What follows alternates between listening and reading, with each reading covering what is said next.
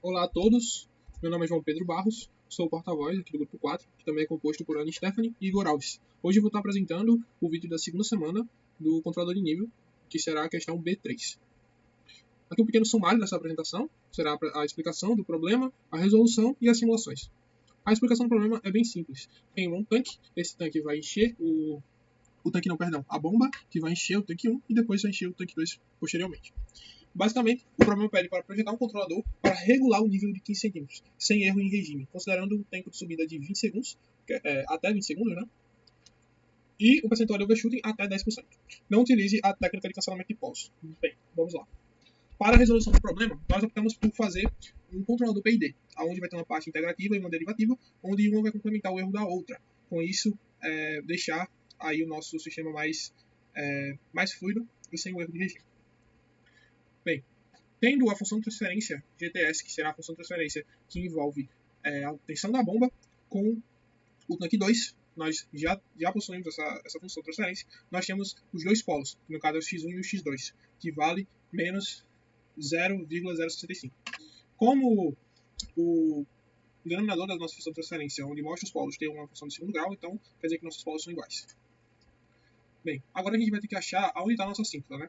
Nós sabemos por essa equação aqui que vai ter duas retas, porque é o valor de polos no número de zeros, que no caso é 2. E assim a gente vai poder encontrar o nosso θA, que vai delimitar o local da nossa síntota. E com esse θA, nós podemos encontrar exatamente a angulação dessas duas retas, para nós termos noção de onde vai ficar essa síntota. Então, uma das retas vai ser de 90 graus e a outra de 275 graus. Que no caso a gente encontrou por meio desses dois ângulos aqui. Seguindo, nós podemos encontrar o nosso QC ômega-n por meio da equação que iguala o tempo de subida máxima, que no caso é 20, com o 4 sobre QC ômega-n. Com isso a gente encontra o valor do QC ômega-n, que vale 0,2. Assim, nós temos aqui nossa pequena síntota, que já posicionamos o ponto que nós queremos, o SI, com a distância, né, onde está localizado o ponto QC ômega-n e onde estão localizados os nossos dois polos. No caso, esse aqui é o valor. Né? Como estão aqui antes do zero, então eles têm um valor negativo. Seguindo, nós temos que encontrar o nosso valor de QC, que a gente encontra por meio dessa equação aqui, que relaciona o percentual de overshooting da nossa questão, né, no caso. Então, nós encontramos o valor de QC e também o seu ângulo. Aqui a gente faz uma relação de arco cosseno para encontrar o nosso ângulo de QC. Depois, nós vamos encontrar a altura H. Essa altura H a gente traçou um triângulo retângulo partindo desse ponto aqui. Nós encontraremos esse ângulo, que será o θP0. Com isso, nós sabemos que essa distância aqui é ômega-n, que já é conhecida, e essa aqui é a altura H. θP0 nós já conhecemos, que é o valor de 53,76, que nós já encontramos aqui fazendo o valor de Xi. E com isso, nós podemos encontrar o valor de H. Né? Aqui era para ter um H, mas foi erro de digitação. Então aqui é nosso valor de H, 0,2728. Também podemos encontrar o ângulo de P2, de P12, que será esse ângulo aqui da nossa segunda reta, que nós encontramos da mesma forma do H, sendo que nós, nesse caso, não conhecemos esse ângulo, mas conhecemos a altura H e também essa distância, que será que ômega-n menos a posição dos polos. Ou seja, essa pequena distância será exatamente essa distância aqui de ômega-n menos essa distância que temos dos polos aqui. Então a gente sabe, meio dessa subtração, o valor dessa distância aqui. Com isso, podemos encontrar o valor do ângulo θP12, que será de 63,74 graus. Com isso, nós podemos aplicar as condições angulares por meio dessa fórmula aqui.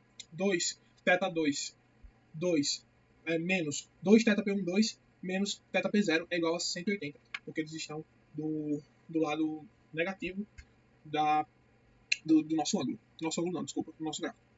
Com isso, aplicando os valores que nós já encontramos, nós podemos fazer aqui toda a simplificação e achar o ângulo de θ2, que será 89,69 graus. Com isso, nós podemos encontrar o tal D e o tal I da seguinte forma. O tal D nós encontramos pela seguinte equação de 1 sobre 2 psi ômega-n. Nós temos que psi ômega-n e vai encontrar o valor de 0,25. Já a tal I ele é encontrado da seguinte forma, que ele é dado por 4 vezes tal D, que no caso é 10. A gente encontra tal D e o tal I, porque nós estamos trabalhando com o controlador P e D, que será a parte derivativa e a parte integrativa.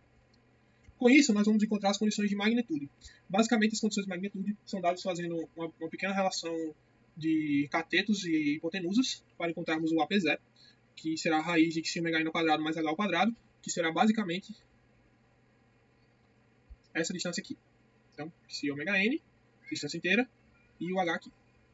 Para encontrarmos o AP0, nós fazemos esse Pitágoras e encontramos aqui esse valor de 0,3382. O AZ nós já encontramos, que é o valor de 0,2728. E o AP12 nós fazemos a mesma regra, só que para a outra reta, que no caso seria essa aqui. Só que usamos essa distância e essa aqui. Então, fazendo a mesma proporção, com o mesmo valor de proporcionalidade. No caso, o AZ é o nosso H, então a gente já fez aqui as nossas substituições e encontra o valor de 0,3041 para o valor de AP12.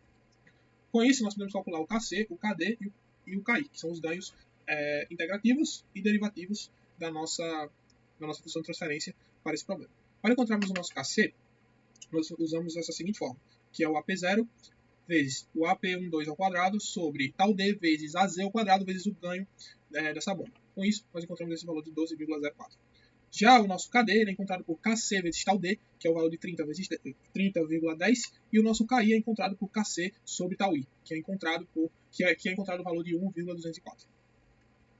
Com isso, nós encontramos nossa função de transferência para esse problema, né, que se multiplica com a função de transferência do nosso próprio controlador. E assim, nós finalizamos a resolução. E agora, nós vamos para as simulações. Basicamente, essa aqui é a nossa malha de controle, onde nós temos a parte do tanque 1 e a parte do tanque 2, de acordo com suas respectivas funções de transferência, e também temos aqui a parte do controlador B e D, com o saturador já. Aplicamos o MUX para receber as entradas, e aqui um clock e um scope para nos dar os resultados de gráfico.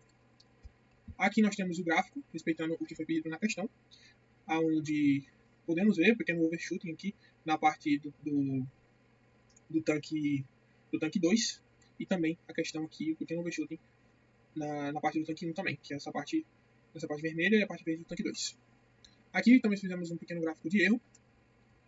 Aqui, nosso lugar das raízes sem o controlador, onde colocamos esse pequeno código aqui no Scilab para nos dar o local das raízes sem controlador e também o local das raízes com o controlador. Basicamente é isso. Muito obrigado.